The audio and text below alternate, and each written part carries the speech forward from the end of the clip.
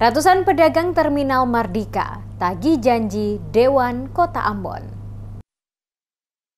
Ratusan pedagang Pasar Mardika yang berjualan di dalam Terminal A dan B mendatangi gedung DPRD Kota Ambon menyuarakan rencana penertiban lapak oleh Pemkot Ambon.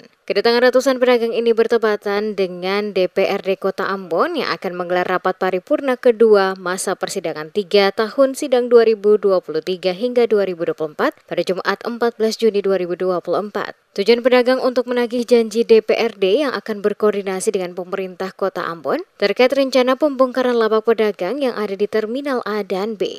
Kehadiran pedagang diterima Ketua DPRD Kota Ambon Eli Toisuta, didampingi Ketua Komisi 2 DPRD Kota Ambon Kristianto Laturio. Kepada pedagang, Eli Toisuta menjelaskan sesuai koordinasi DPRD dengan pemerintah Kota Ambon terkait surat pembongkaran yang diterima. Itu baru bersifat peringatan pertama.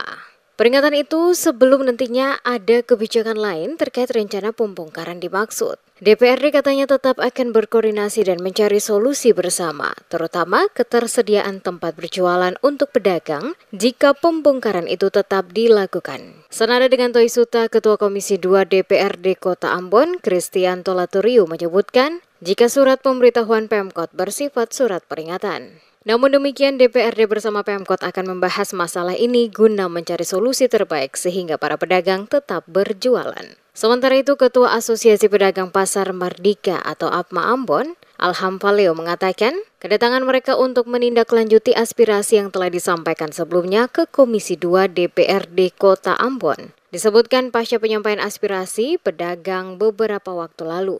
Sampai saat ini mereka belum mengetahui hasil koordinasi antara DPRD dan Pemkot. Pihaknya berharap ada kebijakan yang manusiawi mengingat selama ini sebanyak 315 pedagang itu telah memenuhi kewajiban dengan membayar pajak ke Pemkot Ambon. Diketahui Pemkot Ambon menyampaikan surat pemberitahuan penertiban lapak di Terminal Mardika pada 12 Juni 2024 kemarin.